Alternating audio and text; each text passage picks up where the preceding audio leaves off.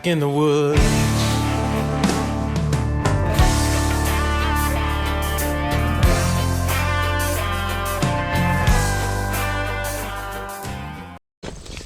Okay guys, we're out here now on a high ridge. It slopes down on both sides and on the back. It kind of goes down and over again into a piece of woods. There's a big piece of woods right here that leads to the wildlife area on my property, and then over here there's another island, and there's a little cut through beyond that.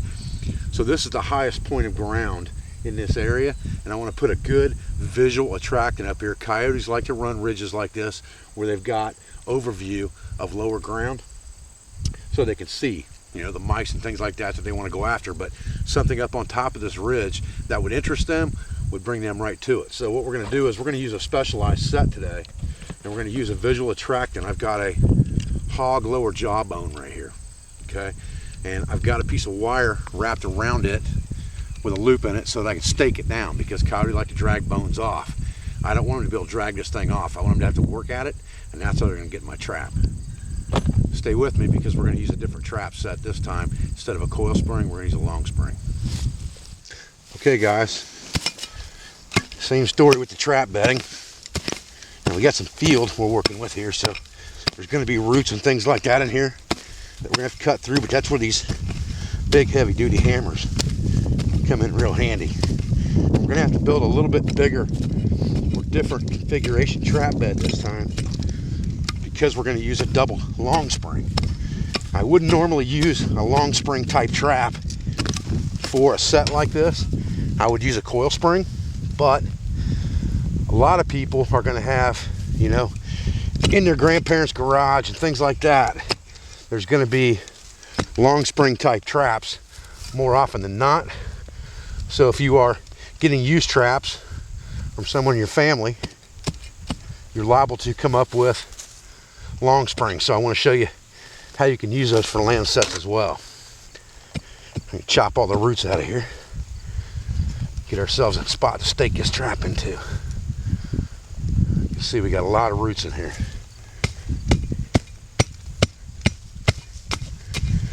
To contend with. Okay, get those out of our way. All right, here's our trap. This is a number 3 Victor double long spring. To set these, as in the video that we showed before on how to set these things, always dog to the front, break the springs down, get that dog out of your way, break the springs down,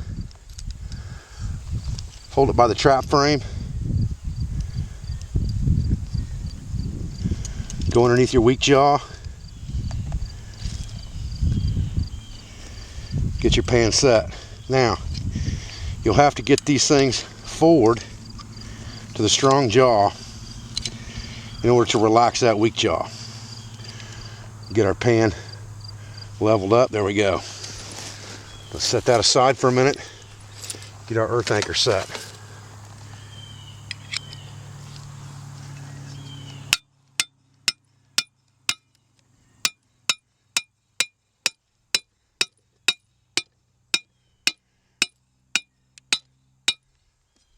Okay. Now, this trap is going to have to sit in the hole pretty much like this. So we've got to have a pretty good sized trap bed for that. That's one of the disadvantages to having those big double spring traps. But you can still use them.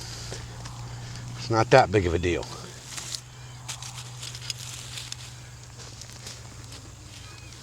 Get ourselves a good level trap bed set up here. Get all these pieces of roots that we cut out of the way. Okay. Now, one good thing about these double long spring type traps is they bed very, very easily. I mean, when you put that thing in there, because it has those 2 legs, it doesn't tend to wobble at all. Now we'll get a pan cover. Put that over our pan now before we start putting any dirt in here at all.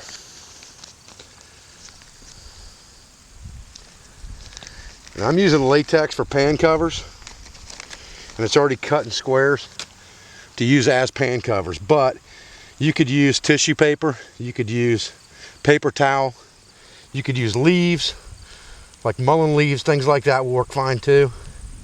Anything will work. All you're trying to do is keep any dirt from getting underneath that trap pan, really, while you're doing this, and provide a little bit of insulation in colder weather. Okay. Now let's get some dirt collected up here in our sister pan. And again, here we go with the not having a whole lot of dirt to work with, okay?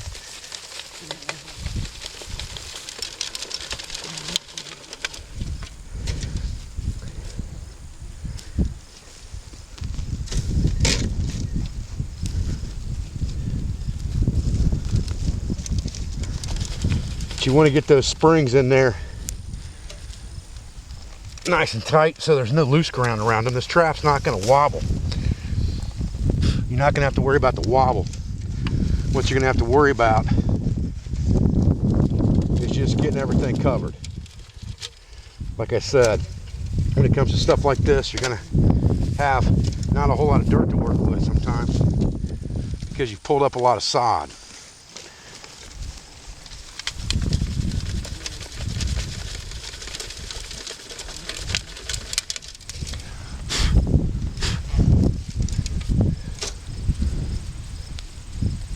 Now, I don't mind having a lot of chafe around my trap, but I don't want chafe over my pan at all, because I want that animal to feel comfortable putting his foot right there. That's what's important. Probably gonna have to dig some dirt up from somewhere else. I'll go off about 5 or 6, 8 yards away from this set to get that. Okay, I got some more dirt here. Now, you don't want those big clods anywhere near your pan or your set until you're done.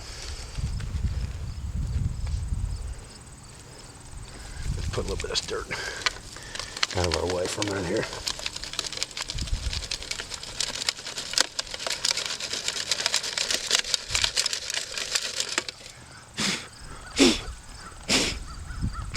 Okay, again, I want to expose my pan. I want to know where that thing's at, because that's where I want the lowest part of this set to be, is right where that pan is. Okay.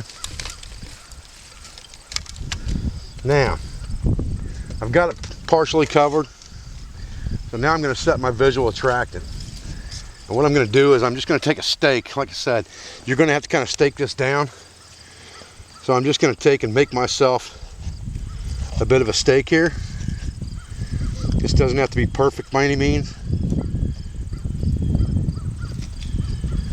All I'm trying to do is put something down in the ground that's going to make it a little harder for that guy to drag this off. And I'm going to set this. I'm going to bring some chafe over here for a little bit of backing, just like this. Keep it off my pan again. I'm going to put that bone right here in front of my pan,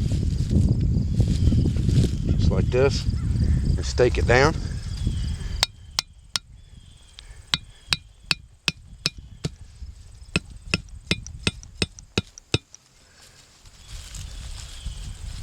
Try to catch that notch.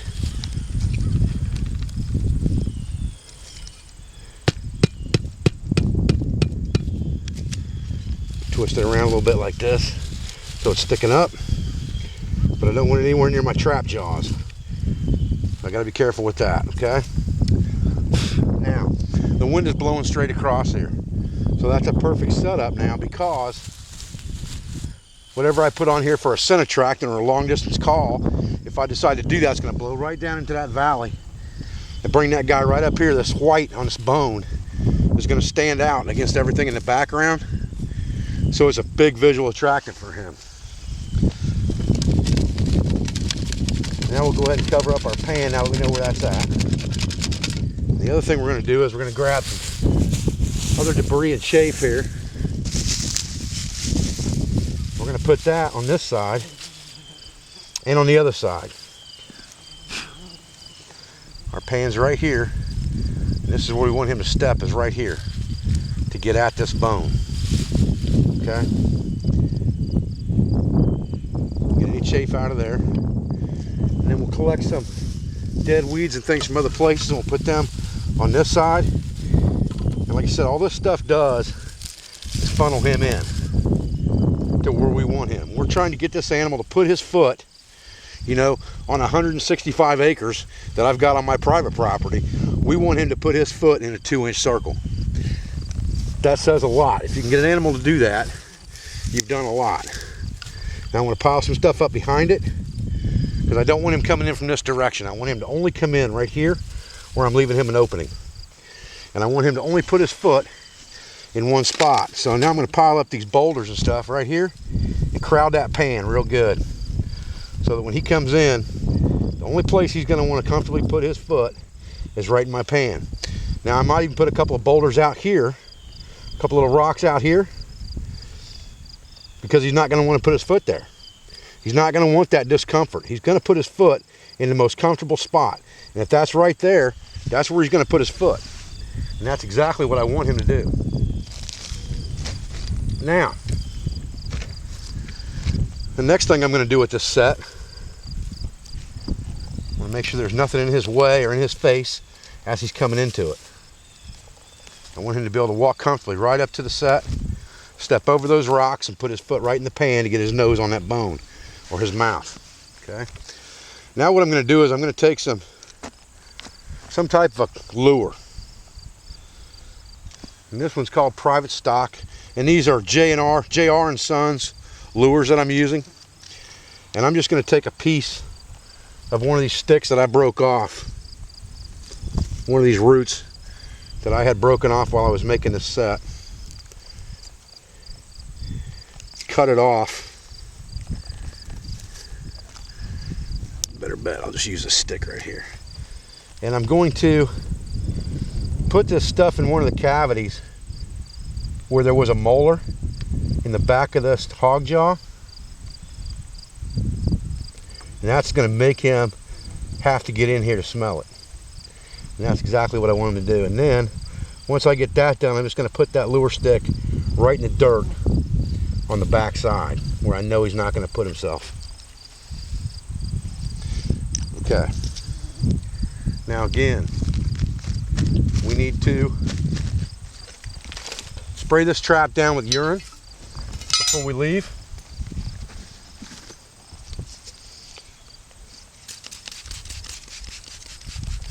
All this area where we've been at, and it's dirty, we'll just rough it up a little bit and spray it down. Okay.